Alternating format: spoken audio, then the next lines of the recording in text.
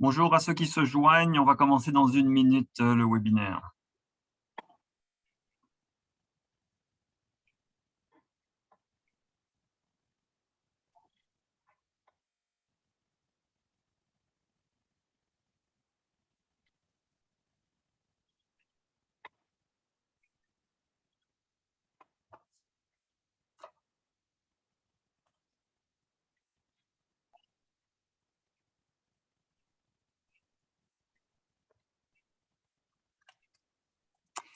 Bonjour, mon nom est Pierre-Olivier Pinault et ça me fait plaisir aujourd'hui de vous présenter ce webinaire sur la batterie du Nord-Est, comprendre les implications pour les marchés de l'électricité. Ce webinaire va durer 1 heure. Je vous invite à poser des questions dans la partie questions et réponses du webinaire, et dans la deuxième partie de la présentation, je vais répondre aux questions directement, mais je vais d'abord prendre le temps de faire une présentation du document que je vais vous présenter. Je vais commencer directement par une petite introduction sur cet enjeu de la batterie du Nord-Est. Et donc, évidemment, on va comprendre les implications pour les marchés de l'électricité. C'est très discuté en ce moment, la batterie du Nord-Est. Vous avez probablement déjà entendu l'expression. Le gouvernement du Québec, la semaine dernière, a publié sa vision économique pour un Québec qui gagne, et il parle de faire du Québec la batterie verte du Nord-Est américain.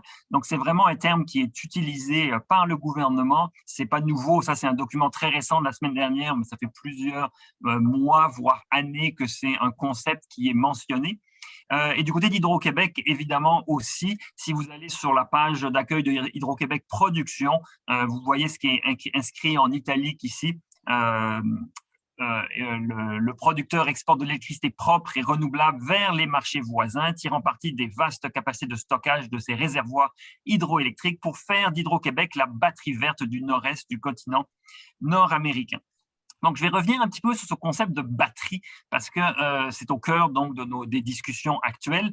Une batterie, c'est essentiellement du stockage. En fait, c'est une batterie, il faudrait dire une batterie d'accumulateur. Ça permet de stocker l'énergie, et quand c'est fait sous la forme traditionnelle, on stocke de l'énergie électrique sous forme chimique et on la restitue sous forme de courant continu de manière contrôlée. C'est ça l'idée d'une batterie. Évidemment, dans le concept de batterie du Nord-Est, on ne parle pas de stocker l'énergie sous forme chimique, mais on parle de la stocker dans les réservoirs. Mais évidemment, on parle de stockage ici. Dans le concept de batterie, c'est inhérent. On charge une batterie et on la décharge. Et c'est un concept très différent des exportations qui consistent à donc exporter de l'électricité vers nos voisins. Or, évidemment, dans la manière dont c'est présenté au Québec, souvent, on parle de la batterie du Nord-Est, mais la manière dont le gouvernement présente ce concept de batterie du Nord-Est, c'est bien plus dans ce concept d'un citron qu'on presse pour envoyer de l'électricité chez nos voisins, que dans une optique de charge et décharge qui serait bien plus en lien avec ce qu'une batterie fait réellement. C'est-à-dire, elle se charge quand on a des surplus et elle se décharge quand on a des besoins électriques. Et donc, dans ce concept d'exportation, vous êtes certainement très au courant du fait qu'il y a plusieurs projets très ambitieux qui sont actuellement discutés avec les États-Unis. Il y a des contrats signés avec New York, des contrats signés avec le Massachusetts. Évidemment, ces contrats signés ne veulent pas dire que les infrastructures de transport pour amener cette énergie-là sont construites. Et vous savez que dans le Maine, il y a eu un référendum qui fait en sorte que ça va compliquer la vie pour la construction du New England Clean Energy Project. Mais on a différents projets ici qui sont des projets qui sont régulièrement présentés comme étant des projets de batterie du Nord-Est, mais qui sont en bout de ligne des projets qui sont des projets d'exportation. C'est des contrats, c'est des projets, ces lignes de transport qui sont associées à des projets, des contrats d'exportation de l'ordre de 10 TWh par année. Donc, on parle d'exportation vers les États-Unis, bien plus que d'un concept de batterie, de charge, décharge, recharge de la batterie. Donc, on est loin du concept de la batterie, mais on est plus dans le concept d'exportation. Et je n'ai rien contre les exportations du tout d'énergie. C'est une très bonne chose, je crois. On fait des échanges pour différentes raisons et quand elles sont économiques, eh bien, ça enrichit tous les partenaires de faire ces échanges-là. Mais donc, jusqu'à aujourd'hui, on n'est pas dans un concept de batterie du Nord-Est, mais ma présentation, elle vise vraiment à explorer ce concept de batterie du Nord-Est. C'est donc à ce nouveau rapport que nous avons publié avec Aïssa Touba, une étudiante de HEC Montréal, pour le compte de l'accélérateur de transition qui justement étudie une manière efficace de faire la décarbonisation dans le Nord-Est.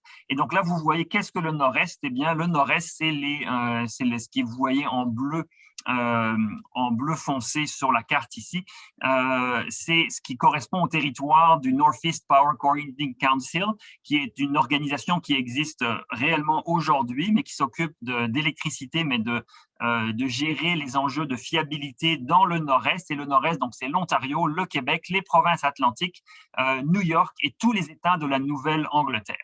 Et donc là, maintenant, on va vraiment commencer dans ce que la batterie du Nord-Est peut faire et pourquoi ça serait intéressant de vraiment faire cette batterie-là dans le Nord-Est. Il y a tout un contexte qui nous amène à ça.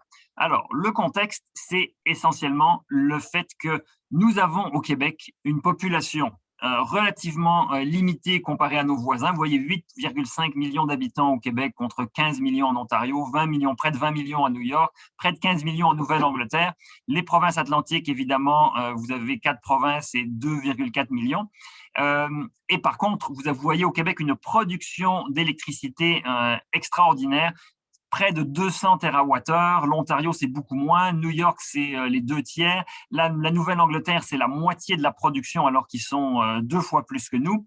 Et en plus, à cette production-là, il faut rajouter les 30 TWh qui sont produits au Labrador et qui sont ajoutés aux sources de production québécoises. Donc, en fait, dans les 65 TWh ici des provinces atlantiques, il y a le 30 TWh du contrat des chutes de Churchill qui nous arrive au Québec. Donc, on a au Québec une production d'énergie énorme. Donc oui, on peut presser le citron et faire en sorte que de l'énergie s'écoule chez nos voisins. Mais on a aussi, et c'est ça qui n'est pas exploité dans des fins de décarbonisation jusqu'à aujourd'hui, une capacité de stockage extraordinaire. Donc au Québec, Hydro-Québec seulement 176 TWh. Il y a d'autres compagnies qui gèrent des réservoirs au Québec. Donc, on pourrait probablement rajouter une vingtaine, voire une trentaine de térawattheures dans le stockage québécois. Au Labrador, on peut estimer le stockage autour de 27 TWh. Donc, et ça, c'est des chiffres qui sont stratosphériques. Quand on regarde les capacités de stockage existantes à New York, en Nouvelle-Angleterre, on est de l'ordre de quelques mégawattheures de capacité de stockage. Donc là, on parle de millions de mégawattheures avec des térawattheures. Donc, on est vraiment au-delà de ce qui est en général envisagé chez nos voisins. Et ce n'est aujourd'hui pas ou très, très peu exploité pour des fins de décarbonation. Donc, en parlant de décarbonation, on a en plus au Québec une intensité carbone extrêmement faible par kilowattheure. Vous voyez 1 gramme par kilowattheure, alors que nos voisins au sud, ils sont autour de 200 grammes. Ils ont fait du chemin déjà pour réduire, mais ils ont encore beaucoup de chemin à faire. Et aussi, on a un très bas prix. Donc là, vous avez les prix résidentiels. On a en dollars US, en cents US, vous voyez des prix très, très bas comparés à nos voisins. Évidemment, ce n'est pas les coûts de production, ça inclut les coûts de transport et de distribution et de mise en marché, mais ça reflète aussi le fait qu'on a des coûts de production extrêmement bas. Les objectifs climatiques de toute la région sont extrêmement élevés. Vous voyez un petit résumé ici. Allez dans le rapport pour en voir plus si vous le voulez. Pour 2030, on vise grosso modo de réduire de 40% les émissions de gaz à effet de serre et ça va poser un double défi. Pour ceux qui n'ont pas encore décarboné leur production d'électricité, ça va être de décarboner leur production d'électricité. Au Québec, on n'a pas ce défi 1 là. On a le deuxième défi qui est électrifier les secteurs émetteurs de GES. Évidemment, et je vais en parler, on souhaiterait électrifier le moins possible parce que la première chose qu'on veut faire, c'est réduire notre consommation. Donc, on réduit la consommation, mais malgré tout, il va falloir électrifier et utiliser d'autres carburants sans émission de gaz à effet de serre pour le reste, mais l'électrification va être évidemment très importante. Donc, c'est un défi important. Plusieurs études se sont déjà penchées sur ces questions-là. Et donc là, je vais faire avec vous, pendant 2 diapositives, une petite rétrospective de différentes études qui ont été faites sur la décarbonation ici en Amérique du Nord. Il y en a une très récente pour les États-Unis qui a été faite par une équipe de Princeton, si je me rappelle bien, donc de 2020. Eux, ils prévoient pour 2050 que la demande électrique soit multipliée par 4, donc la demande d'électricité soit multipliée par 4, donc on passerait pour les États-Unis de 4000 TWh à 15 600 TWh. C'est une augmentation énorme. Et comme vous voyez ici, pour la capacité d'éolien et de solaire à l'échelle des États-Unis, on passerait d'une centaine de gigawatts de capacité éolienne à 3000 gigawatts. C'est extrêmement élevé. De loin, c'est que là, je n'ai pas osé répondre parce que je t'en. Michel, c'est à moi que tu parles? Un zoom room, un zoom. Je m'excuse, je pense que j'ai mon collègue. Là, je t'entends, oui. C'est un peu écho, là, mais je t'entends. Donc, OK. Nous avons été interrompus par le technicien. Je ne sais pas si c'était pour moi. J'espère que tout va bien. Donc, ce que l'étude américaine ne fait pas ici, c'est qu'elle ne parle absolument pas des interconnexions qui seraient possibles avec les voisins des États-Unis, c'est-à-dire le Canada et le Mexique. Donc, les études, la possibilité de faire des interconnexions n'était pas étudiée. Même chose dans une étude canadienne qui ne regardait pas les interconnexions possibles avec les États-Unis, mais par contre qui regardait la croissance de la demande électrique multipliée par 2,5 en 2050, avec évidemment beaucoup d'énergie renouvelable en plus. Et plus récemment, NREL qui a fait une superbe étude, la North American Renewable Integration Study, que je vous recommande vivement, là, qui a été publiée récemment, même si ça fait plusieurs années qu'elle est presque prête, mais qu'elle avait été retardée dans sa publication par la politique américaine. Il prévoit, donc c'est une décarbonation partielle. Il prévoit une augmentation de 2 fois de la demande électrique. Et ce qui est intéressant dans cette étude-là, c'est qu'il prévoit des interconnexions croissantes, essentiellement avec le Canada. Vous voyez, de 18 gigawatts d'interconnexion à 38 gigawatts. Et ils ont estimé la valeur de l'hydroélectricité, de la flexibilité hydroélectrique pour l'Amérique du Nord, c'est à hauteur de 2 milliards de dollars récurrents, cette flexibilité hydroélectrique. Et par flexibilité, on entend essentiellement le concept de batterie. Pour des études qui ont été faites à New York et au Massachusetts, très intéressant, à mon avis, de bien les regarder parce que ça va être illustratif du potentiel de la région. New York a demandé des études à des consultants très, très bien établis, le Analysis Group et le Brattle Group. Ils ont dû payer des centaines de milliers de dollars pour faire ces études-là. Vous voyez, ils se sont basés sur des études de projection de la demande. Une même étude, en fait, qui a été faite pour le New York ISO.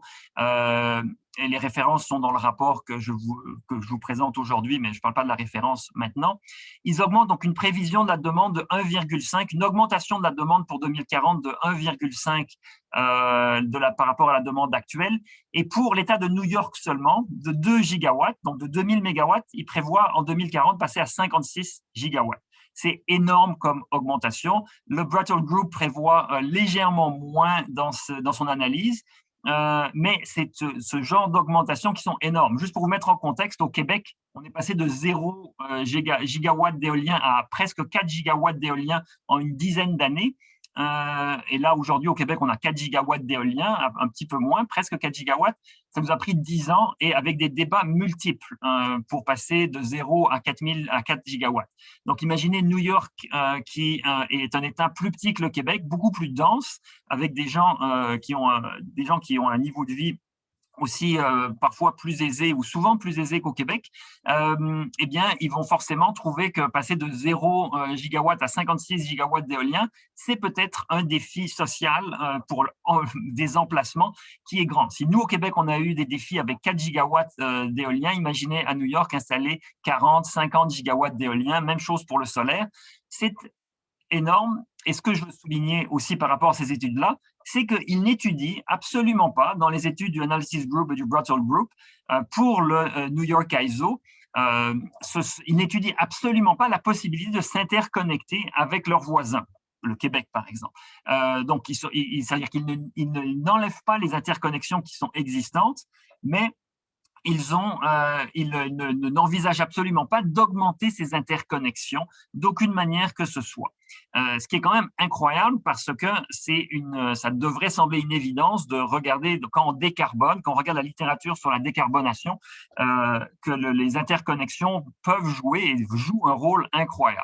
Dans le cas du Massachusetts, c'est Evolved Energy qui a fait l'étude.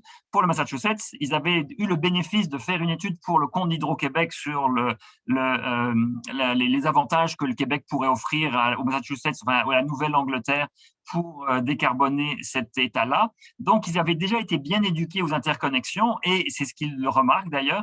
Ils suggèrent dans leur étude de mettre des interconnexions 3,3 gigawatts avec avec la Nouvelle-Angleterre et presque 5 gigawatts avec New York.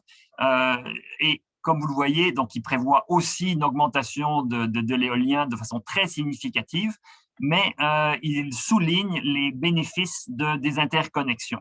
Il les souligne, mais il ne les chiffre pas. Il ne chiffre pas quel genre de bénéfices économiques ça peut représenter. C'est ce que dans notre étude, nous allons faire. Ce que je vais vous présenter, c'est une étude qui nous montre qu'est-ce que ça peut représenter comme impact financier et comme impact en termes de diminution de la capacité éolienne si on fait des interconnexions. Puisque c'est un petit peu ça qu'on veut réaliser. On veut décarboner le nord-est américain. Et on se dit, donc dans la perspective qu'on adopte dans l'étude, c'est de se dire, est-ce que ajouter des interconnexions, est-ce que c'est intéressant? Les gens de Brussels Group, d'Analysis Group, de Evolve Energy n'ont pas fait ces analyses-là pour le Massachusetts et New York. Ils n'ont pas quantifié les bénéfices que ça pourrait représenter de s'interconnecter. Malheureusement, personne ne l'a fait dans le cas du Nord-Est. Alors, avec les collègues, on s'est dit, nous allons le faire. On va informer Hydro-Québec, on va informer le gouvernement québécois, on va informer New York et nos voisins des bénéfices collectifs qui pourraient résulter d'une meilleure interconnexion, puisque personne ne le fait. On s'est dit, voici une occasion à prendre. Il y a des bonnes idées, des bonnes raisons pour lesquelles on veut s'interconnecter, c'est qu'on a une très grande complémentarité dans la région. On a une très grande complémentarité. Vous voyez, le Québec est hydroélectrique, nos voisins ne le sont pas. Ils ont enlevé le charbon. Donc là, vous voyez des graphiques qui montrent qu'est-ce qu'on avait en 90, par exemple, en Nouvelle-Angleterre. On avait encore du charbon et beaucoup de pétrole. Ils ont réussi à décarboner depuis 27 ans et à enlever le pétrole et le charbon en mettant essentiellement du gaz naturel et en rajoutant un peu d'éolien, mais il y en a très peu, comme on l'a dit. Même chose à New York. Ils ont enlevé le charbon et le pétrole. Ils ont mis du gaz naturel. Mais maintenant, ce qu'ils doivent faire dans les 20-30 prochaines années, c'est enlever le gaz naturel. Ça ne sera pas une mince affaire. Et en plus, ils ne sont pas partis pour garder le nucléaire. Au contraire, à New York, par exemple, ils ferment leur centrale nucléaire. En Nouvelle-Angleterre, ils sont aussi en voie de fermer leur centrale nucléaire. Donc, vous voyez, si on enlève le gaz naturel et le nucléaire, ça laisse des gros trous dans leur mix énergétique. Dans les Canada Atlantique, il y a aussi des trous à boucher, notamment le charbon, mais ça va être de moindre envergure.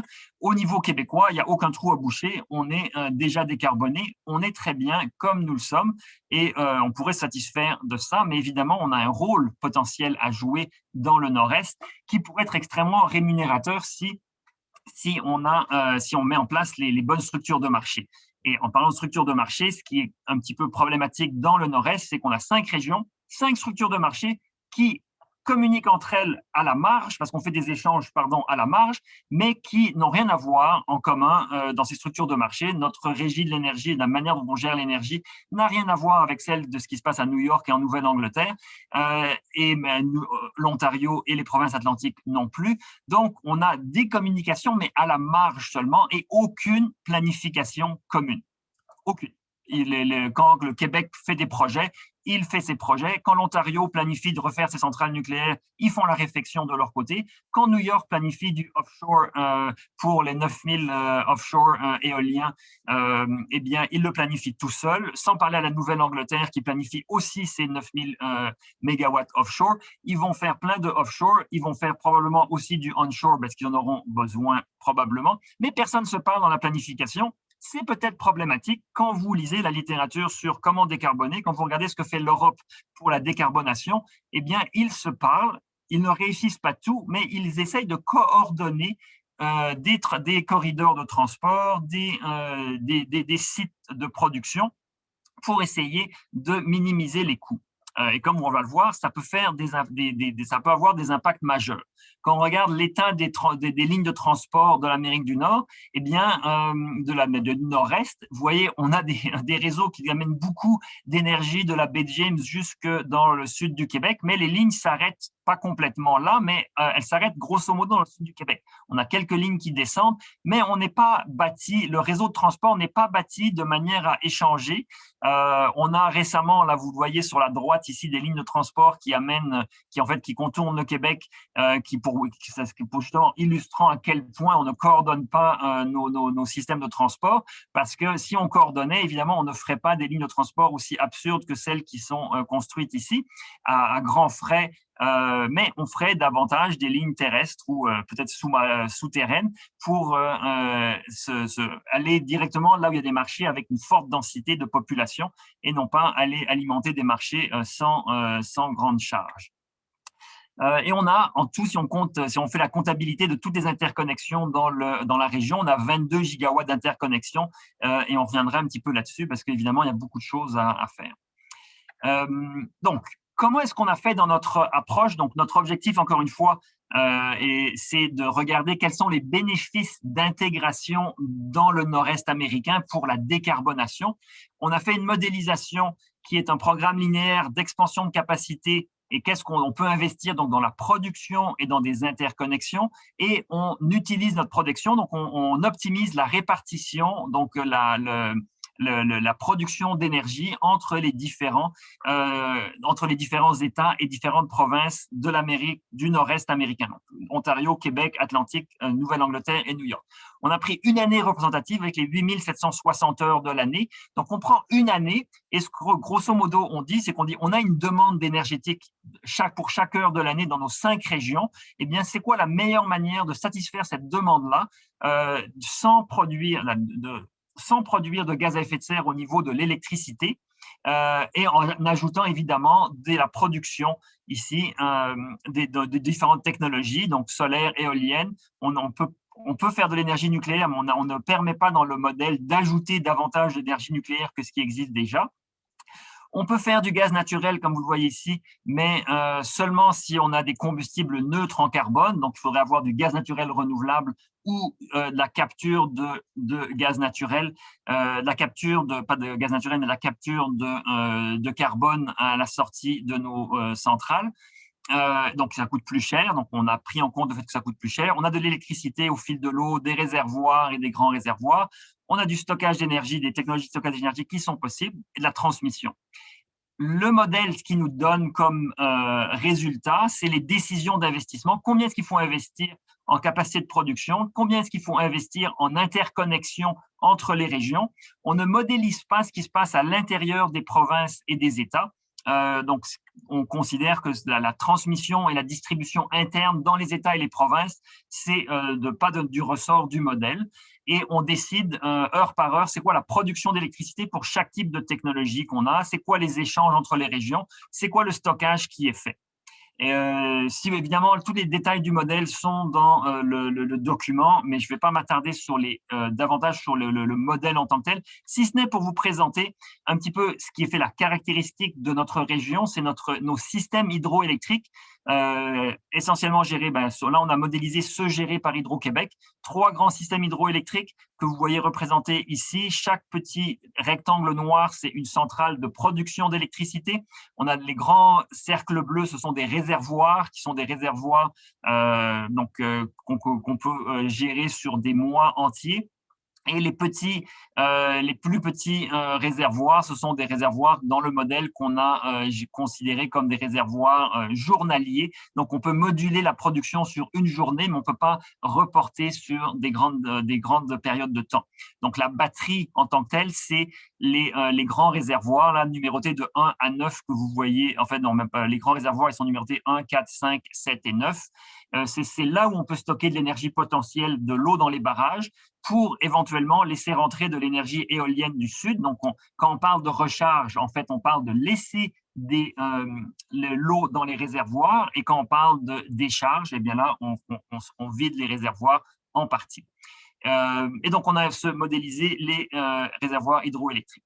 Les scénarios que nous avons analysés, on a analysé 4 scénarios. Donc, il varie 2 scénarios selon les interconnexions. On garde les interconnexions au même niveau, donc on garde les mêmes interconnexions, ou alors on ajoute autant d'interconnexions, de nouvelles interconnexions que justifiées. Ces interconnexions, c'est ce qui nous permet d'échanger avec les voisins.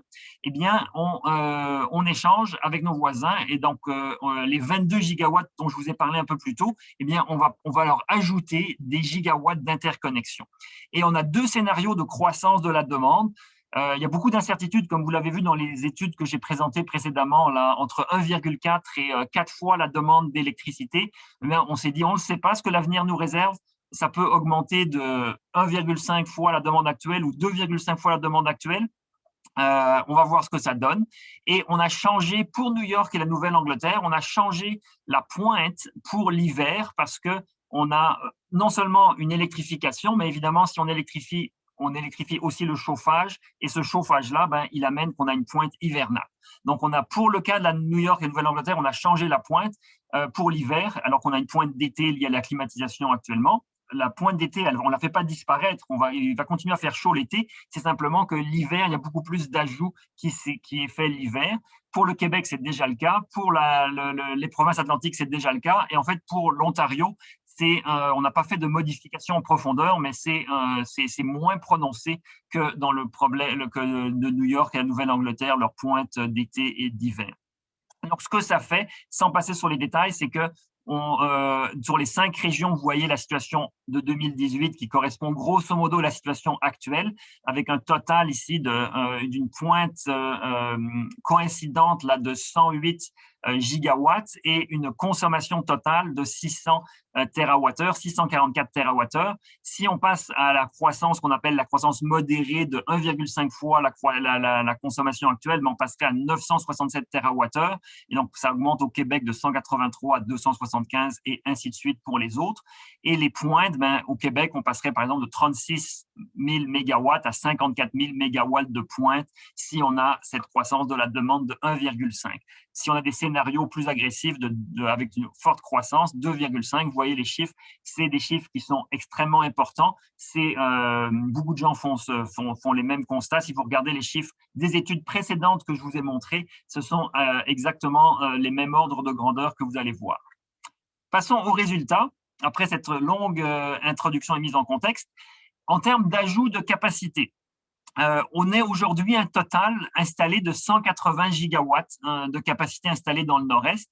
Dans un scénario de demande de 1,5 multiplié par 1,5, eh bien, on passerait sans interconnexion. Si on n'a pas de nouvelles interconnexions, on passe de 180 gigawatts à 214 gigawatts. En fait, ça, c'est des ajouts de capacité parce qu'évidemment, on décarbone. Dans les 180 gigawatts qu'on a aujourd'hui, il y a beaucoup de gaz naturel.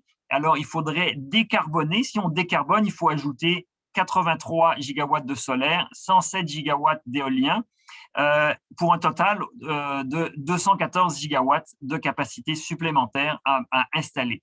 On aurait un petit peu de gaz naturel, de turbines thermiques, mais entendons-nous bien, c'est avec du gaz naturel renouvelable ou avec de la capture de CO2 et beaucoup de stockage. Vous voyez, 8 gigawatts de stockage dans la région. Ça, c'est dans le scénario où on n'a pas de nouvelles interconnexions. Si on ajoute des interconnexions autant que nécessaire, eh bien, vous le voyez, on économise beaucoup de solaire. De 83 gigawatts, on peut avoir seulement 62 gigawatts de solaire. L'éolien devient beaucoup plus rentable, donc on ajoute de l'éolien parce que l'éolien est bien plus intéressant parce qu'on peut faire bouger l'éolien et ça nous permet d'avoir davantage d'éolien.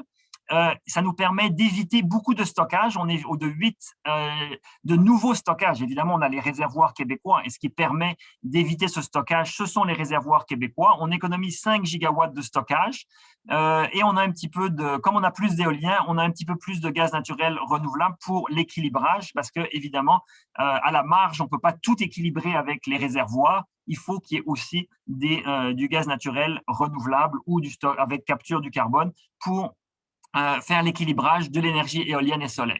Mais grosso modo, on évite 15 gigawatts. Et ce que je veux souligner pour nos amis de New York, c'est qu'eux, ils économisent quelques gigawatts, surtout dans les cas de New York, ils économisent du solaire et de l'éolien, ce qui, quand on a compte ajouter cette quantité d'éolien et de solaire, éviter quelques gigawatts, c'est toujours ça de prix, c'est important. Si on passe au scénario de demande 2,5 fois la demande, accrochez-vous, j'espère que vous êtes assis parce que les résultats sont véritablement d'un autre ordre de grandeur. Et il y a beaucoup de gens qui pensent qu'on va augmenter de plus que 1,5 fois la demande d'électricité d'ici 2040 ou d'ici 2050. Donc, si on augmentait par exemple de 2,5 fois, la quantité de capacité supplémentaire qu'il faut ajouter sans interconnexion, donc si on n'a pas de nouvelles interconnexions, elle est tout simplement extraordinaire. Des 180 gigawatts qu'on a aujourd'hui, il faudrait multiplier par 5 et arriver à 1000 gigawatts de capacité. Évidemment, c'est dans l'État de New York et la Nouvelle-Angleterre qu'on aurait les plus grosses croissances. Il faudrait rajouter du solaire de façon extraordinaire dans l'État de New York et la Nouvelle-Angleterre. On a mis des limites à la capacité éolienne qui peut être ajoutée et donc on a plafonné ça à 48 gigawatts à New York. C'est peut-être arbitraire comme limite, mais on a mis une limite. On pourrait l'enlever. Si on enlevait la limite sur l'éolien, on aurait on aurait moins de solaire. Ça serait un arbitrage entre les deux. Mais ce que je veux souligner surtout, et ce que les résultats nous montrent, c'est que si on permet des nouvelles interconnexions, on évite 348 gigawatts qui sont évités grâce aux interconnexions. Donc, ce sont c'est majeur. Si comme beaucoup de gens l'entendent, on se contente d'électrifier notre énergie sans faire les efforts d'efficacité énergétique qu'on pourrait faire, qui seront à notre portée, donc limiter la croissance de la demande. Si on ne limite pas la croissance de la demande, mais qu'on ne fait en grosso modo qu'électrifier, on se dirigerait vers des scénarios de croissance de la demande de 2,5 fois. Et pour décarboner, ça prendrait donc des quantités extraordinaires de nouvelles capacités de production. Je le répète, là au Québec, on est à 4 gigawatts d'éolien. Même au Québec, il faudrait rajouter énormément d'éolien pour répondre aux besoins québécois. Donc, on a ça. Donc, vous voyez, en termes de capacité évitée, c'est énorme. Là, vous allez me demander, mais il faut rajouter des interconnexions. Oui, combien? Beaucoup d'interconnexions. Beaucoup d'interconnexions. Aujourd'hui, dans la région, on a 22 gigawatts d'interconnexions. Dans le scénario de croissance modérée, on a rajouté 17 gigawatts d'interconnexion. Donc, on fera en fait moins que doubler. Par contre, si la croissance de la demande augmentait de 2,5, eh bien, on devrait rajouter 60 gigawatts d'interconnexion. Juste pour votre gouverne, le projet Champlain Hudson Power Express, la ligne avec New York, c'est 1,2 gigawatts. 1,2 gigawatts. Donc, dans le scénario ici, il faudrait presque une quinzaine de Champlain Hudson Power Express et une cinquantaine de lignes électriques du type de celles qu'on discute aujourd'hui. Il en faudrait une cinquantaine dans la région. Et essentiellement, vous le voyez, avec le Québec. Si j'ai encadré ici le Québec, il faudrait rajouter des interconnexions du Québec avec l'Ontario, les Provinces-Atlantiques, la New York, la Nouvelle-Angleterre. Et évidemment, si on avait une très grande croissance de la demande, il faudrait en rajouter partout. C'est énorme. Et donc, si vous voulez rajouter chose, eh bien, il faut absolument commencer à discuter de manière régionale. Parce que si Hydro-Québec doit faire des négociations avec New York pour une ligne, avec le Massachusetts pour une ligne, et que ces négociations-là doivent se répéter 35 fois ou 30 fois parce qu'on a 30 lignes à ajouter, on n'en sortira pas. Alors, un des points qu'on va faire, que nous faisons et sur lequel on va insister, c'est une collaboration régionale, une nouvelle diplomatie régionale, parce que sinon, on n'en sort pas. À quoi servent ces nouvelles interconnexions? À la batterie du Nord-Est. elles servent justement à recharger la batterie ici l'automne et au printemps. Donc là, vous voyez les importations d'électricité au Québec. On importe de l'électricité au Québec essentiellement, vous voyez, sur une année complète, on l'importe à l'automne, au printemps, pardon, et à l'automne ici. Ça, c'est parce que c'est des périodes où il y a peu de demandes chez nos voisins, et donc on satisfait la demande québécoise avec de l'énergie éolienne et solaire de nos voisins. On garde l'eau dans nos réservoirs.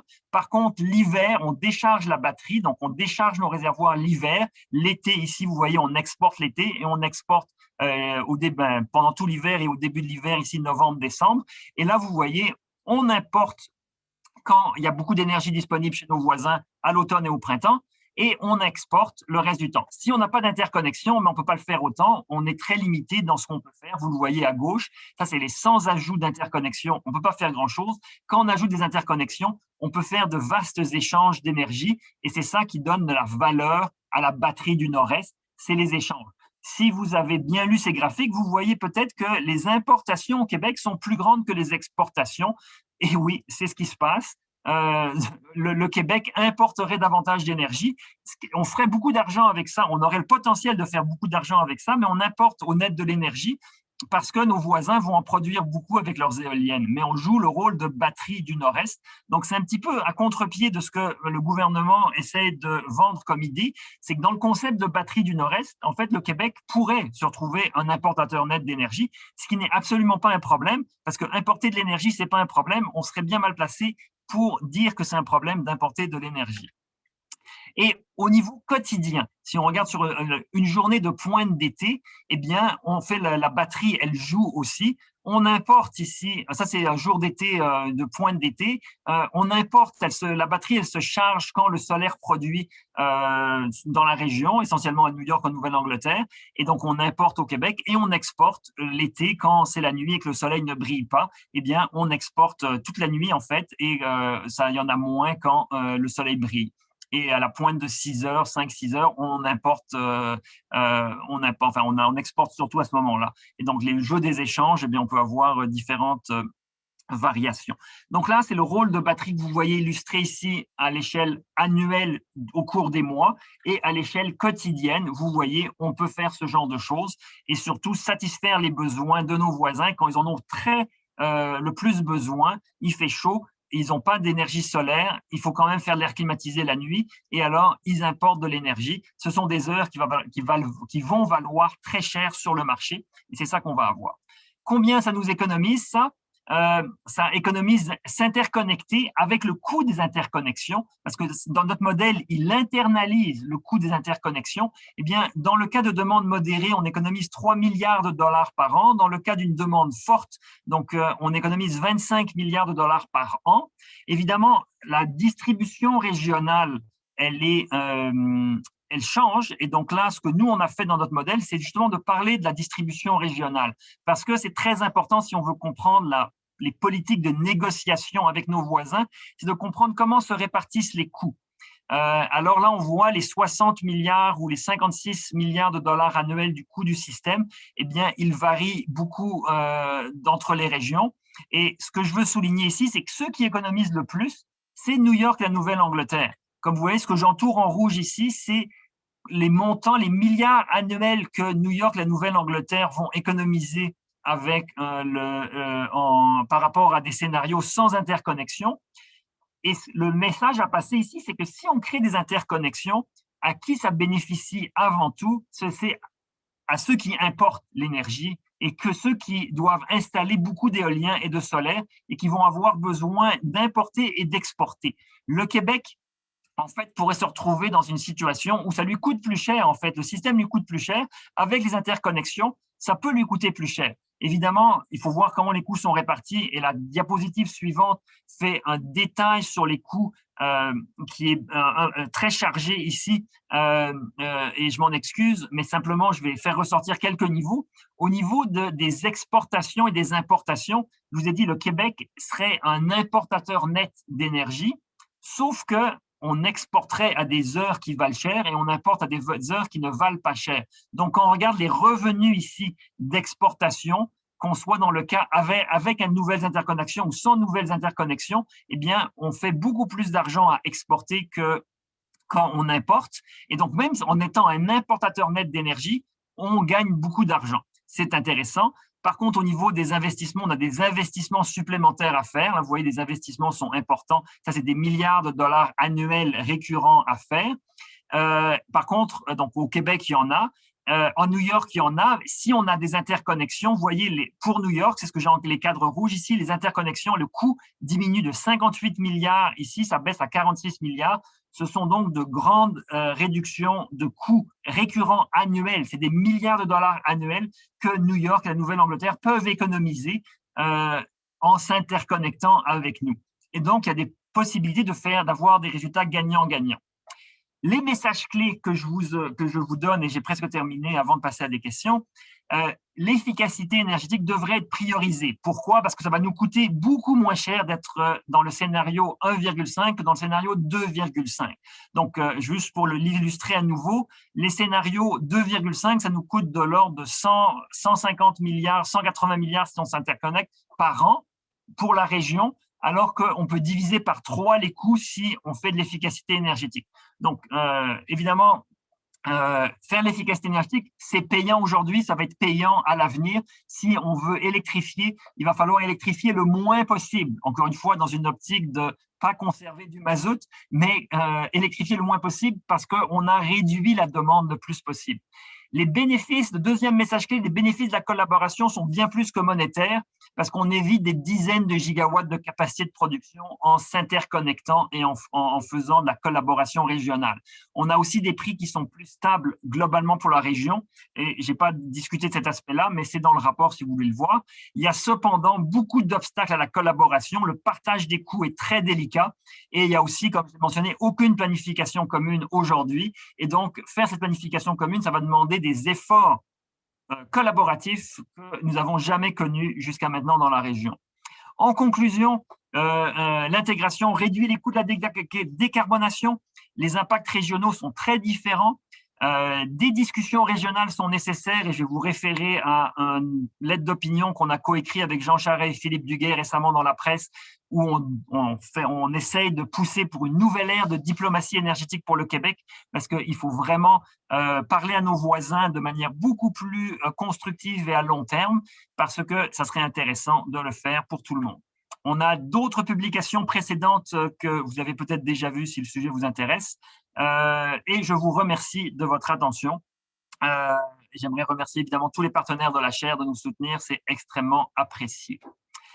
Je vais passer à des questions. J'ai dit que j'allais prioriser les questions dans le chat, pas le chat, mais le question-réponse. Et Alain Fortuné me pose la première question où il fait un premier commentaire. Il dit « Nous avons officialisé cette appellation batterie du Nord-Est continental dans une réunion UWIG, maintenant ISIG, oui. C'est un peu mal compris le concept de batterie, donc j'ai répondu à ça, il en avait aussi parlé dans le chat. Violette Berge pose la question on dirait que les interconnexions permettent d'éviter des investissements solaires, mais ne changent presque pas la capacité éolienne requise.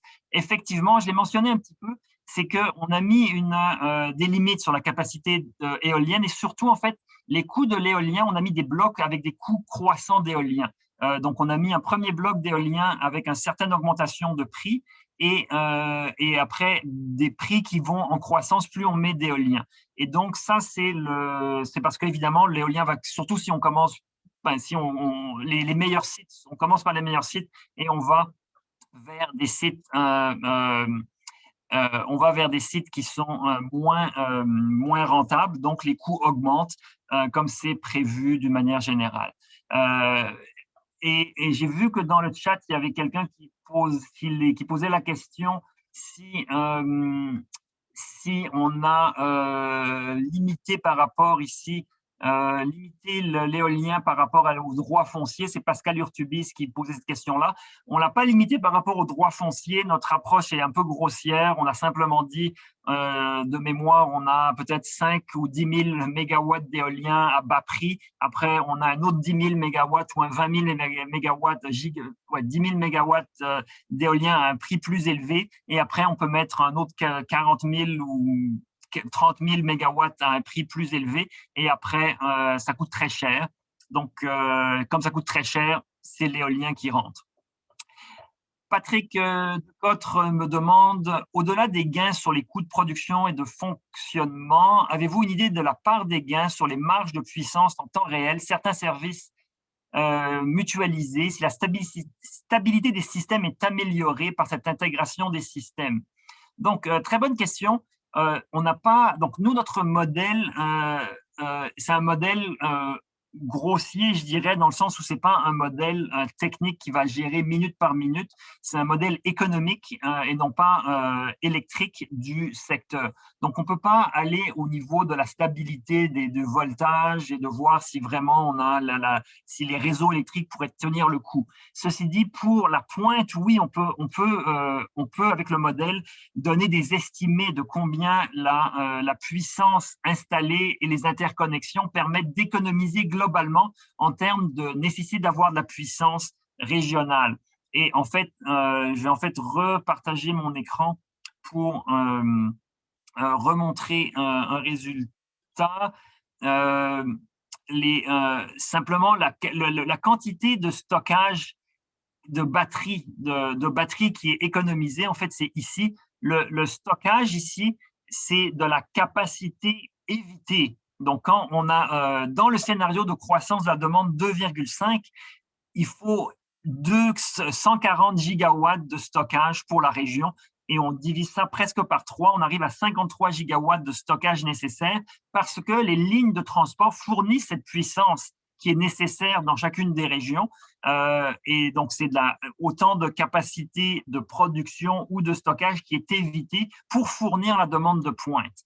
On pourrait avoir des résultats, présenter les résultats de manière plus fine pour parler de la pointe et comment on évite la pointe. Il y a beaucoup de résultats dans ces modèles-là, alors on ne peut pas tout présenter, mais au besoin, on peut aller gratter dans les résultats et aller voir.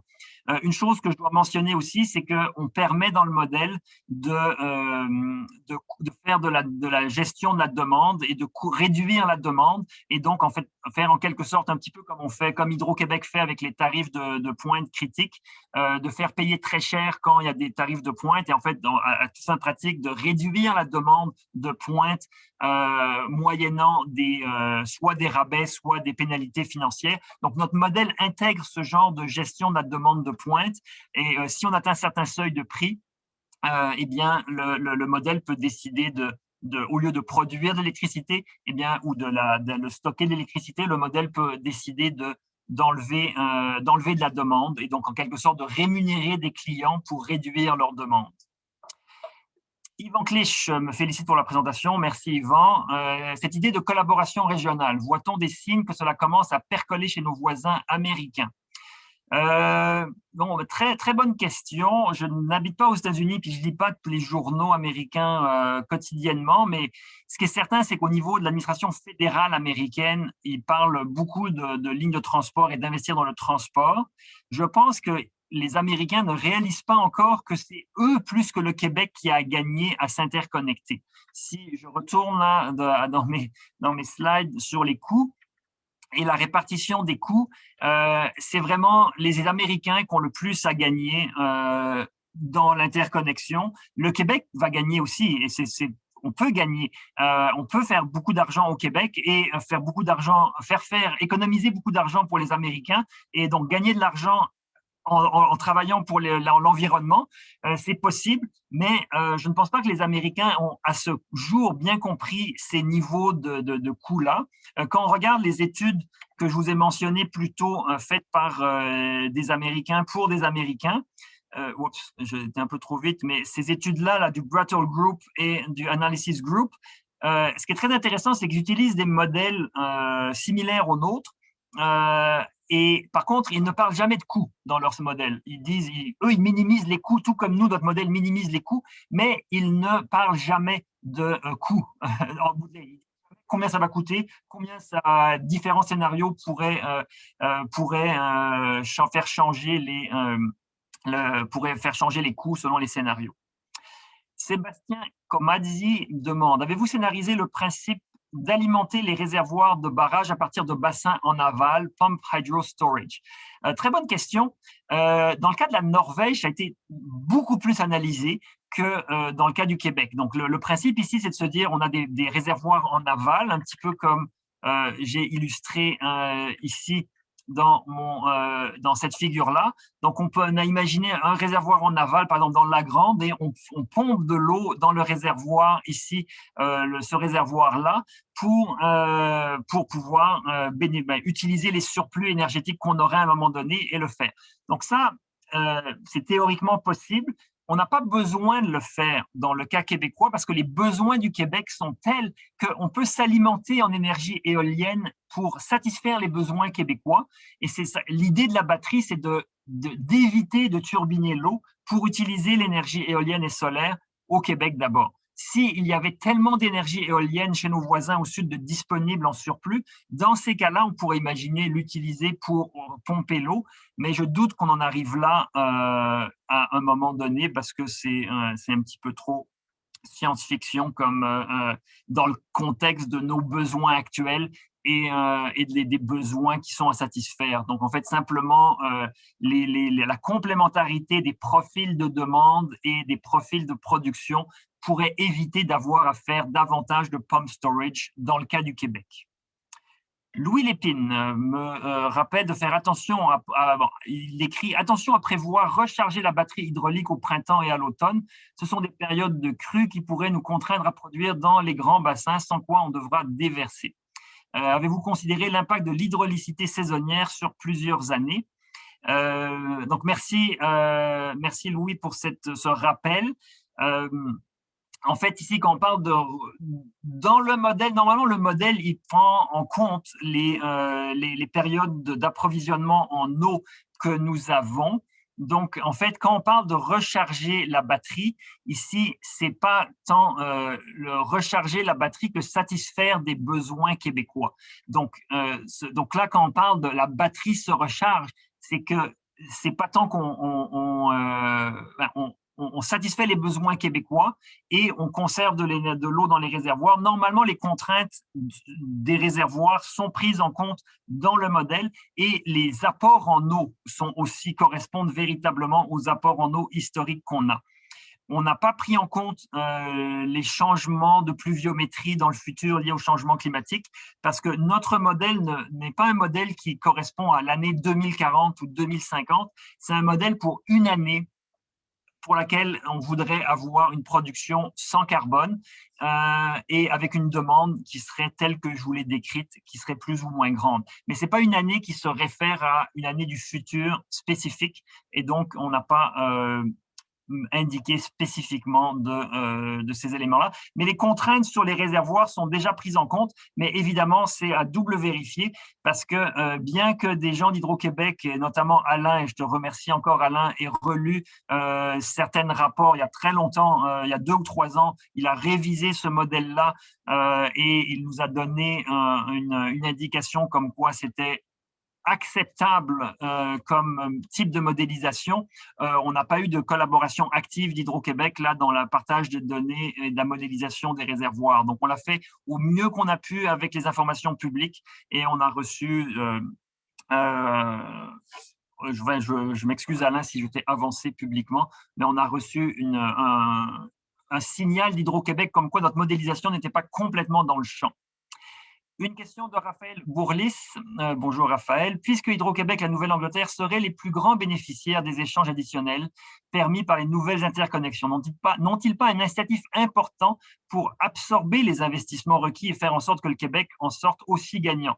Et évidemment, c'est ce la conclusion logique à laquelle on devrait arriver, qu'on devrait avoir du côté de nos voisins américains un appétit pour construire ces interconnexions-là, mais nos voisins ont des problèmes de communication interne dans les États de la Nouvelle-Angleterre. Là, nous, on modélise la Nouvelle-Angleterre comme si c'était un tout uni, mais on est très loin du tout uni en Nouvelle-Angleterre, parce que, comme vous le savez, le Massachusetts n'est pas le même État que le Maine, et le Maine a dit non à un contrat que le Massachusetts voulait faire. Donc, nos amis américains devraient se parler davantage, parce que même entre le Maine et le Massachusetts, c'est le Massachusetts qui va bénéficier beaucoup plus des interconnexions que le Maine. Même chose pour le New Hampshire. Le New Hampshire va bénéficier beaucoup moins des interconnexions que le Massachusetts. Donc, c'est pour ça que des discussions régionales sont nécessaires, non seulement dans la grande région, mais aussi dans les sous-régions. Alain Fortuné mentionne qu'il parle des critères de sécurité d'approvisionnement court-moyen terme et du relâchement nécessaire à cet égard pour maximiser la décarbonation globale et l'autonomie nationale. Donc, je ne suis pas sûr de bien… bon, enfin, il n'y a pas de question, donc, mais je suis pas sûr de bien comprendre le propos. Mais évidemment, il y a certaines contraintes et plusieurs contraintes de sécurité que nous n'avons pas pris en compte là dans le modèle. C'est un modèle très général qui, à titre indicatif, il faudra faire davantage d'études. On est très, très confiant que nos résultats globaux sont solides d'un point de vue qualitatif et qui donnent des bonnes idées sur les ordres de grandeur. Mais évidemment, dans le détail, il y aura beaucoup de contraintes à respecter que nous n'avons pas modélisées. Daniel Boudreau pose comme question: les enjeux d'acceptabilité sociale n'ont pas été estimés, mais devraient être majeurs. Comment en tenir compte? Très bonne question, Monsieur Boudreau. Donc là, comment est-ce que ça va rendre ça acceptable? Eh bien, je ne sais pas. Ça va être très difficile. Est-ce que la décarbonation va être rendue acceptable? Aujourd'hui, il semble que tout le monde dans la population, ou du moins en majorité, est d'accord pour décarboner. On pense qu'il faut agir pour lutter contre les changements climatiques. Si on veut agir contre les changements climatiques, il faut faire des changements techniques pour les changements climatiques. Et ça va demander soit de produire davantage d'électricité et d'avoir davantage d'installations, ou comme on le voit, soit c'est beaucoup plus d'installations ou un petit peu plus de lignes de transport. Donc, et dans les deux cas, il y aura des enjeux d'acceptabilité sociale. Si on met des éoliennes, il y aura beaucoup d'enjeux d'acceptabilité sociale. Si on met des lignes de transport, il y aura aussi des enjeux d'acceptabilité sociale. Les coûts qu'on a utilisés dans ce modèle-ci, dans les résultats que je vous ai présentés, les coûts pour les lignes de transport sont très élevés et pourraient justifier de les enterrer. Donc, on pourrait imaginer d'enterrer les lignes de transport et les bénéfices seraient encore là. Alors, ça serait une manière de gérer les bénéfices, les enjeux d'acceptabilité sociale. Sophie Pellan demande: pour l'éolien et le solaire, avez-vous permis le délestage, curtailment?